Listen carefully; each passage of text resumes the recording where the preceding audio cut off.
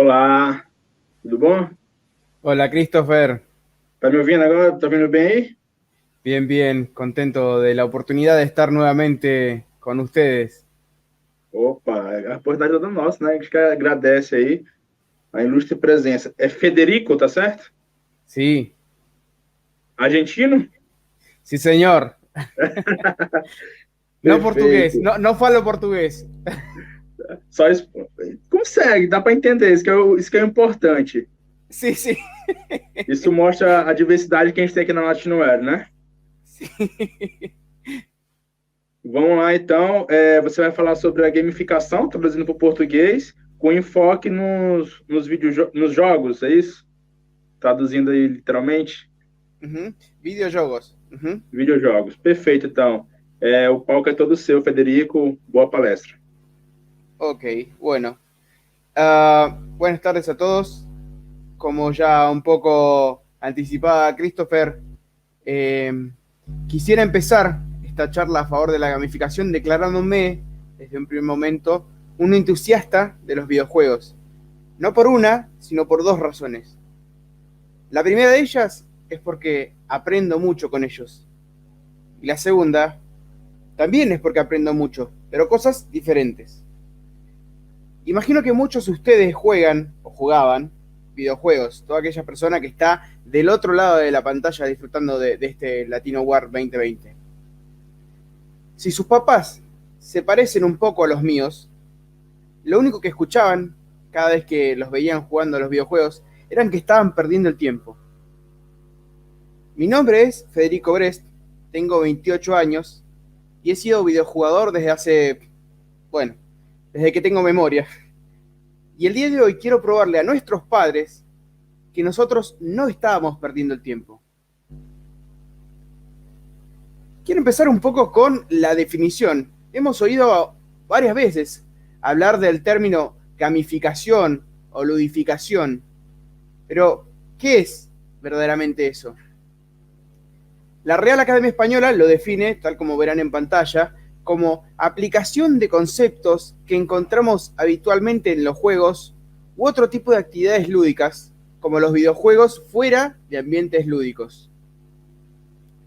Una vez ya definida la palabra gamificación, me gustaría que interactúen de alguna forma conmigo del otro lado de la pantalla, respondiéndose cada uno a la siguiente pregunta. A mí, ¿me gusta estudiar? Quisiera que cada uno se lo pregunte. Digo, ¿es lo que disfrutan hacer en su tiempo libre? ¿Es lo que quisieran hacer siempre sin parar?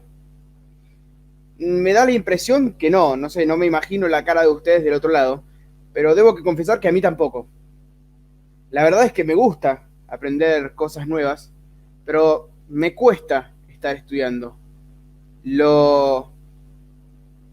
Me costaba el doble cuando estaba en la facultad, me costaba el triple cuando tenía que dar un final, y si bien disfruto muchísimo aprender cosas nuevas, me cuesta el hecho de estar estudiando, ¿no? Como decimos acá en Argentina, hola culo silla. Estar leyendo y memorizando. ¿Esto tendrá que ver algo con el propio el estudio? Es decir, ¿hay algo malo en eso, en que no me guste estudiar o que me cueste? ¿O tiene que ver más con cómo lo experimentamos nosotros?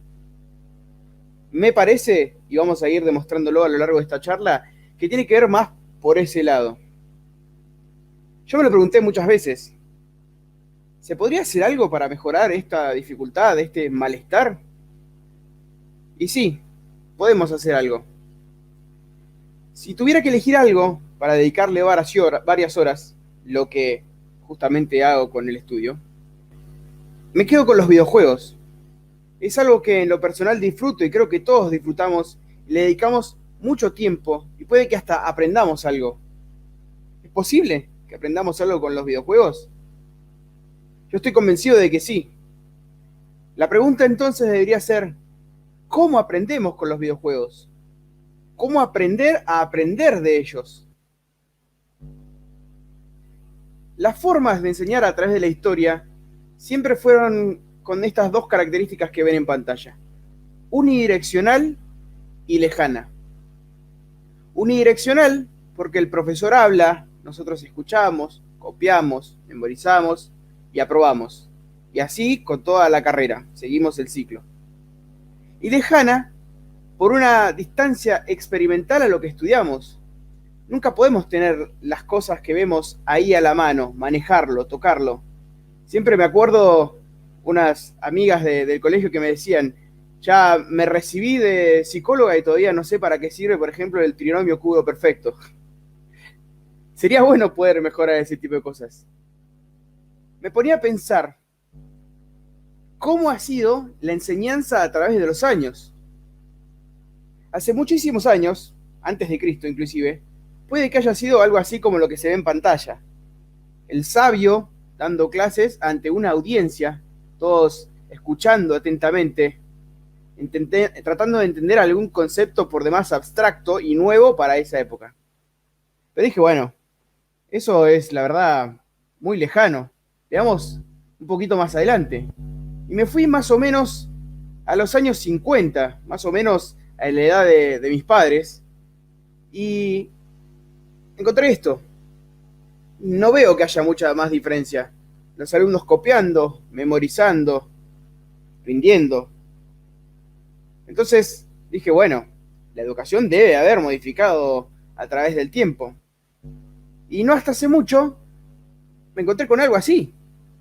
Y quiero hacer hincapié en el no hasta hace mucho, porque claramente debido al COVID-19 y a la pandemia, la educación se convirtió en algo así. Fíjense que todo es muy parecido, el mismo esquema.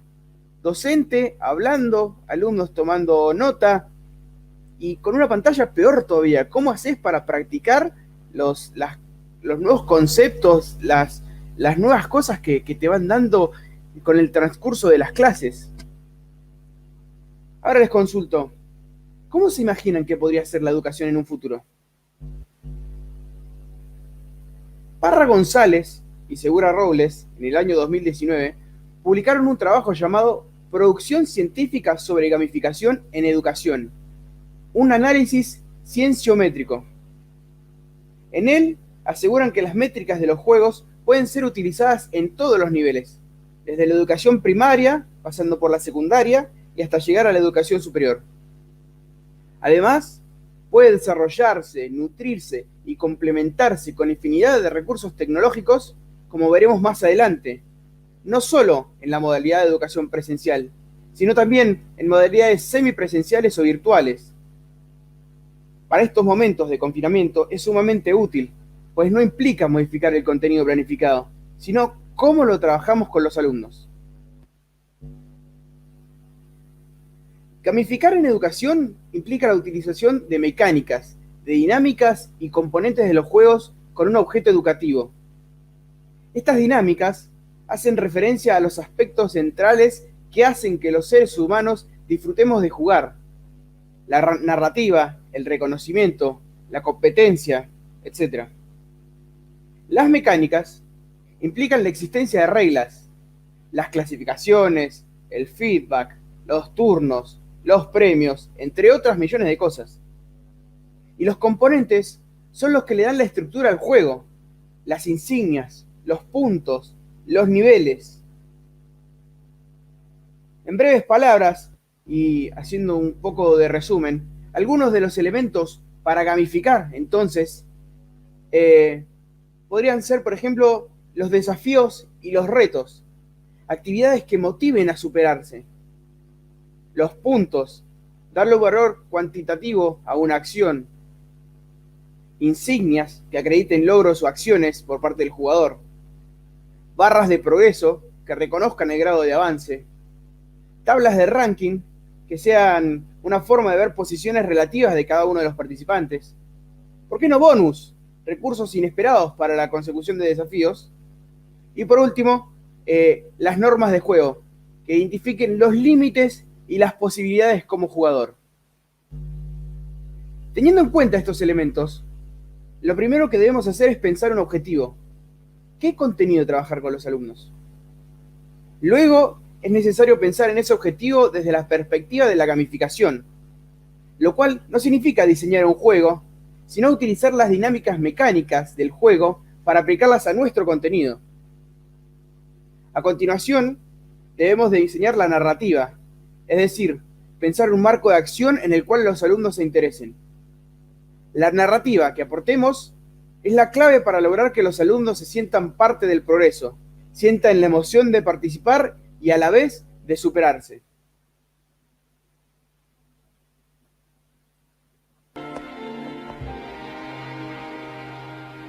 Vamos al siguiente problema. Si tienen 3 gaseosas y beben una, ¿cuánto más se refrescarán? Tú, el pelirrojo de Chicago. ¿Pepsi? Crédito parcial. Volviendo a la pregunta de la educación al futuro, ¿piensan que será algo como lo visto en el video anterior? Esperemos que no sea así en el futuro, pero nunca se sabe. ¿Cómo cambiar la cabeza? Basta ver cómo sufren nuestros niños, nuestros jóvenes, inclusive adultos, encerrados en las escuelas y en las instituciones, que nos aburren cuando después llegan a casa y tienen cosas súper modernas, mucho más interesantes. Internet, televisión, videojuegos. Y la escuela, mientras tanto, les sigue tratando de enseñar a armar muebles sin las piezas de los muebles. Hace casi 2500 años, un hombre llamado Confucio dijo, como verán en pantalla, me lo contaron y lo olvidé, lo vi y lo entendí, lo hice y lo aprendí. Una gran diferencia con este paradigma educacional que vemos que se viene repitiendo a través de los años. Muchos años después, un hombre llamado Edgar Dale hizo lo que se llama el cono del aprendizaje. Lo que dice básicamente, y no hace falta que lo lean, es que a medida que nos acercamos a un tema para experimentarlo o pensarlo, retenemos cada vez más datos sobre él por más tiempo. Nos queda arraigado. Cuando leemos, en cambio, solo nos queda un 10%. Necesitamos educar a las nuevas generaciones para poder equivocarse, para tomar riesgos y salir del modelo de biblioteca, que hasta hace un tiempo una amiga también me corregía y me dijo, ya no es más modelo de biblioteca, es el modelo de búsqueda de Internet, de Google, ya no van a abrir los libros. Hay que cambiar ese modelo hacia un modelo de escuela laboratorio, donde puedan experimentar, donde puedan tocar. ¿Cómo hacemos? ¿Cómo preparar a nuestros jóvenes para el futuro? Prepararlos para resolver problemas que no sabemos cómo van a ser. Nadie sabe cómo va a ser el futuro, pero sí sabemos cómo no va a ser. No van a necesitar las mismas herramientas que necesitaron nuestros padres y nuestra misma generación. Y eso no es un problema menor, porque si no lo solucionamos, las nuevas generaciones no van a tener una vida digna y van a estar compitiendo en un mundo global y es serio. Si miran las cifras de alumnos que se van de la escuela, es aterrador. Hace unos días salí de dar una charla y me agarró un pibe a la salida y me dijo, te acabo de escuchar, yo quiero ir a la universidad, pero la escuela me hace mal. No voy a poder ir a la universidad porque no soporto la escuela. Imagínense mi cara de póker, no supe cómo responderle. Sabemos que jugar contribuye a aumentar la motivación y también a mejorar nuestra capacidad de aprendizaje. Los efectos que el juego tiene en la química de nuestro cerebro también lo demuestran. Según la neurociencia, el juego estimula varios neurotransmisores de nuestro cerebro. Cada gratificación, cuando se aumentan los puntos o se sube de nivel, se acompaña en el cerebro de la liberación de sustancias que producen el disfrute. Esta que ven en pantalla, la serotonina, nos hace estar felices, ya que es una reguladora de nuestro estado de ánimo. Es el neurotransmisor que se activa cuando nos sentimos importantes, obtenemos un reconocimiento. Los rankings, las medallas o trofeos de algún juego pueden ser buenos activadores de serotonina. Pero no es la única neurona que trabaja en el momento de la gamificación. Lo que nos motiva a asumir los riesgos es la liberación de dopamina. Esta sustancia química activa las mismas vías de recompensa placentera en nuestro cerebro que si disfrutáramos de nuestra comida favorita o tuviéramos relaciones sexuales. La dopamina es considerada como una droga o sustancia que da placer y se libera justo antes de recibir una recompensa. Es por ello que contribuye a motivarnos. Por otra parte, el asociar una acción con su reacción estimula el aprendizaje. Como tercer componente tenemos la oxitocina, que ha demostrado ser capaz de fomentar nuestra confianza en grupo, el altruismo, los vínculos afectivos, etc. Se trata de un neurotransmisor que se libera cuando nos involucramos en una historia o narrativa, así como participamos en algún tipo de proyecto con destacados aspectos sociales. Este tipo de involucración y sentimiento de empatía, estimulado debidamente, promueve el recuerdo a largo plazo.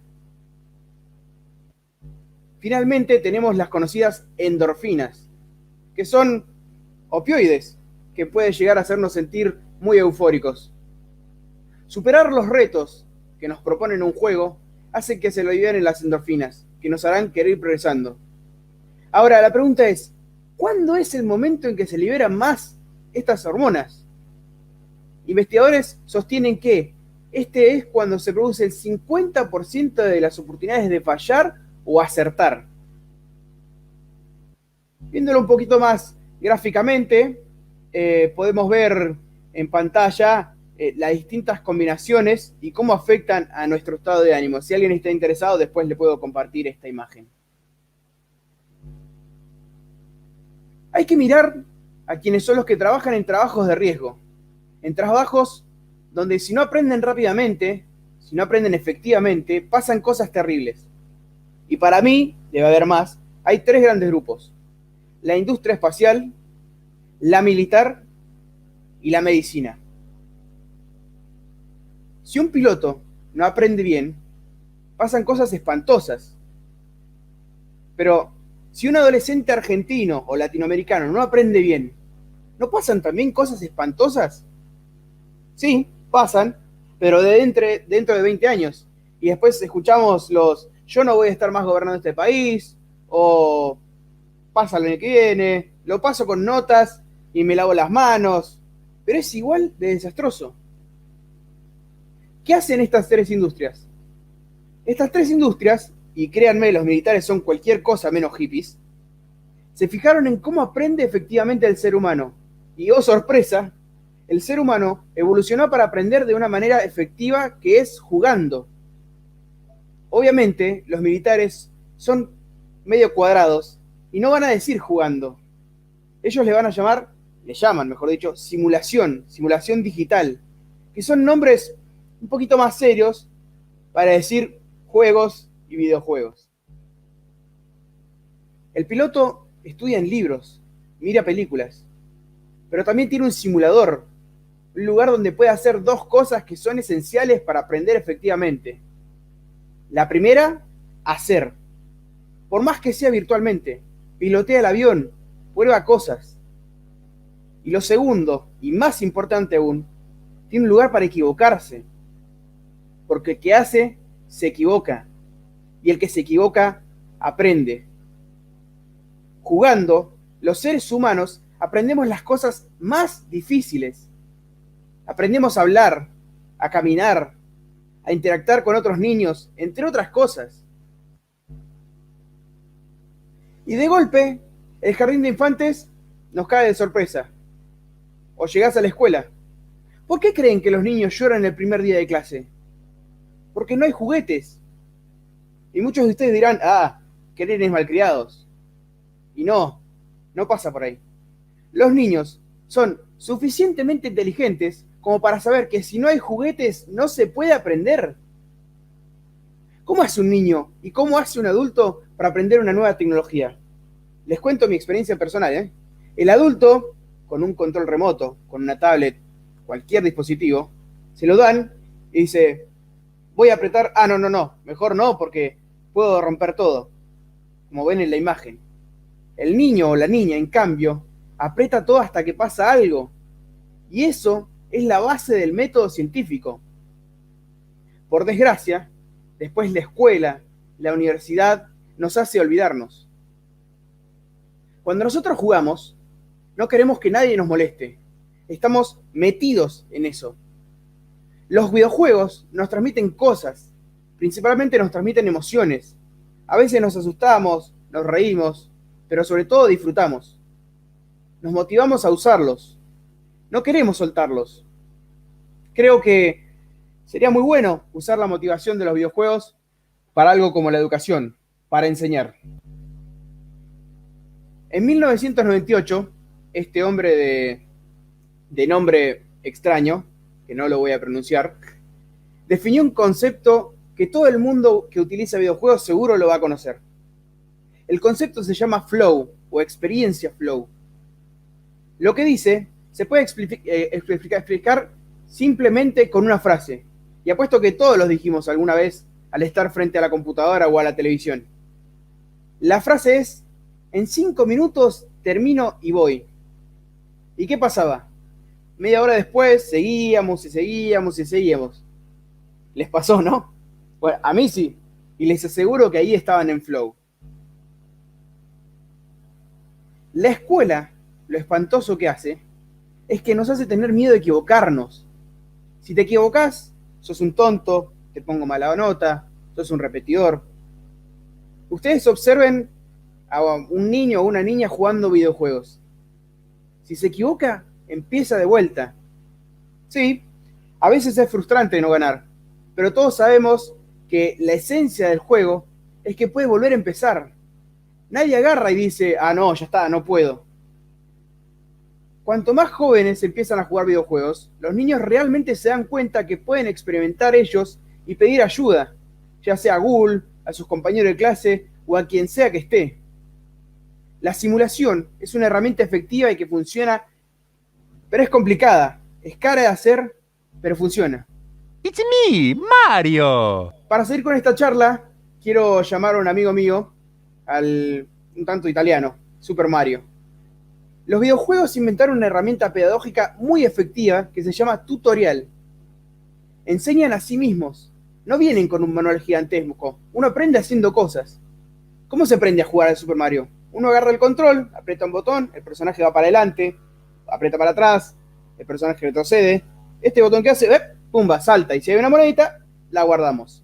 Buenísimo, aprendimos a jugar al Super Mario. Arrancamos, nivel 1. Aparecen los bichos feos estos, los Goomba. Si caminas, los tocas, pumba, te morís. ¿Y cómo hago? Moverme, me mata. ¿Qué es lo otro que aprendí? A saltar. Salto, pumba, los aplasto y pasé de nivel. Aprendí a lidiar con estos bichos. Genial. Paso de nivel, nivel 2. Aparece la tortuga Manuelita. Lo mismo. Camino, la toco, me muero. Salto, el caparazón sigue. Epa, ¿qué pasa? Bueno, yo sé caminar, saltar. ¿Qué pasa si ahora toco el caparazón? Sale el caparazón volando para Peguajó. Vencimos a Manuelita. Y de repente llegamos al nivel 3. ¿Qué pasa? Si lo toco pierdo, si le salto me pincha y pierdo. ¿Qué hacemos? Bueno, ¿cómo puedo lidiar? Así enseña un videojuego. Hay que combinar todo lo que fuimos aprendiendo con el transcurso de los niveles. Un videojuego da información y permite actuar, pero da la información necesaria en el momento necesario. Pocos leen un manual entero de 50.000 páginas para saber todo sobre los niveles de Mario antes de empezar a jugar. El juego se va explicando a sí mismo, y el tutorial tiene una fuerza pedagógica gigantesca, porque su mensaje esencial es que el conocimiento está siempre en construcción, que lo que aprendí antes lo puedo usar en el futuro, y que cuando encuentro un problema poco distinto al que tenía, me puedo adaptar. Así funciona el aprendizaje en los seres humanos. Y no por casualidad, los videojuegos son tan atractivos, sobre todo para los jóvenes, porque les hablan directamente, se ponen a su altura, los miran a los ojos, no los tratan de tontos. Si a mí me cuesta mucho el nivel 3, puedo seguir intentándolo, no te hace sentir tonto. Ahora le encontré la vuelta, bueno, paso al nivel 4. La escuela, lamentablemente, no hace eso. La escuela sigue tratando de enseñar los manuales para armar cosas sin piezas. Los juegos invitan a plantearse un propósito. Atrévete a tomar un riesgo. Todos los juegos empiezan con el personaje principal atreviéndose a hacer algo que nadie se había atrevido antes. ¿Se imaginan que Mario, cuando llega el honguito al principio del juego, le dice: che, Mario, secuestraron a la princesa? Y Mario responda: caray, voy a tener que conseguirme otra novia. No, Mario se levanta y dice: voy a tomar el riesgo de enfrentarme a Bowser. Yo voy a ir por ese castillo y la voy a rescatar. Porque Mario entiende que para tener algo que nunca tuvo, tiene que intentar algo que nunca hizo. Y Mario sabe que como no lo va a lograr a la primera, va a seguir probando. Digo, desde 1985 se está enfrentando al mensajito este que ven en la pantalla. Pero Mario no se rinde. Mario persiste. Incluso a veces pensamos que pasaría esto.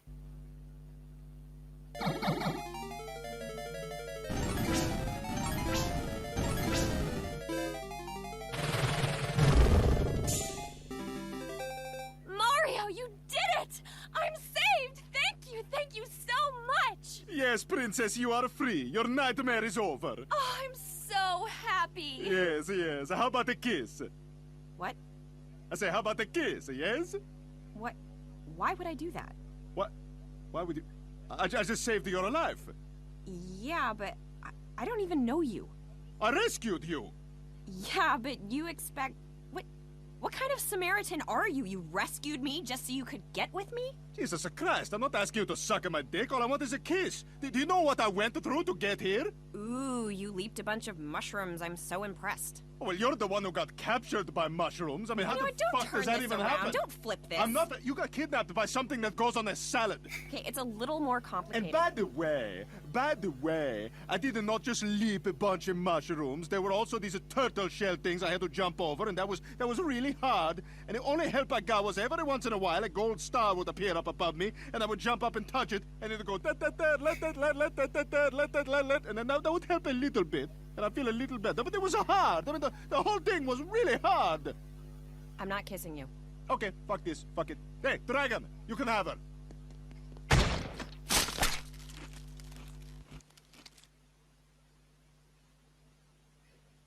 Un juego nunca te va a dar un reto que no puedas cumplir, pero tampoco te va a dar un reto que sea imposible.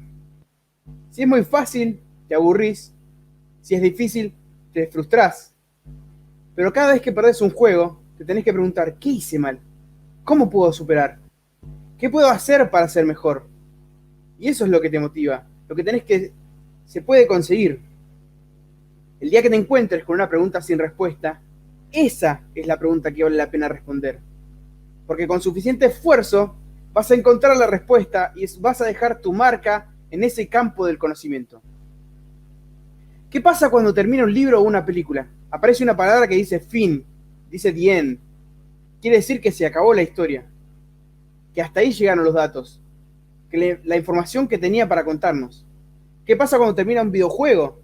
También aparece una cosa parecida. Aparece un cartel que dice Game Over. Pero aparece algo más, algo esencial, algo distinto. Una puerta. Una puerta que te dice try again, play again, jugá de nuevo, probá de nuevo, equivocate de nuevo.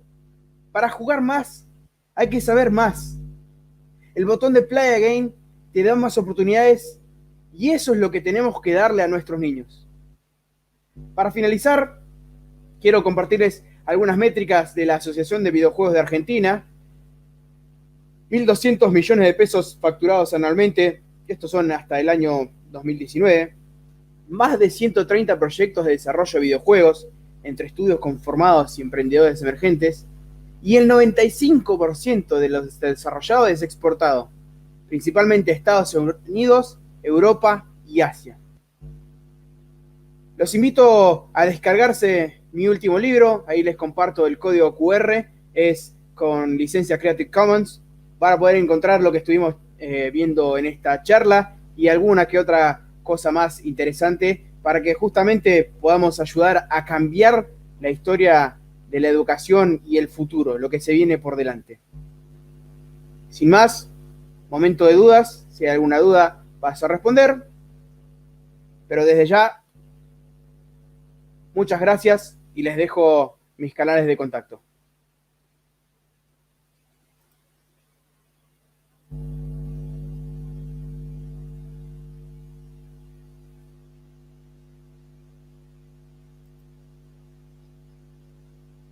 Federico, muito obrigado pela palestra. É até nostálgico falar sobre o Mario, né? O Mario que faz parte da nossa infância aí, no Nintendo aí. Então, como meu primeiro videogame foi o Nintendo, meu pai trouxe, joguei muito Mario. Sou apaixonado por tatuagem, tem uma tatuagem do Mario no braço, então para mim é bem nostálgico isso daí, poder rever uma história baseada em cima do jogo do Mario. Agradecer de coração aí a palestra, então, tipo, Latinoera aí quebrando, mostrando a diversificidade da América Latina inteira. Então, isso é muito bom pra gente, traz muita experiência para nós. Por favor, muchas gracias a ustedes nuevamente por la oportunidad y espero estar presente en próximos eventos. Pronto, perfeito.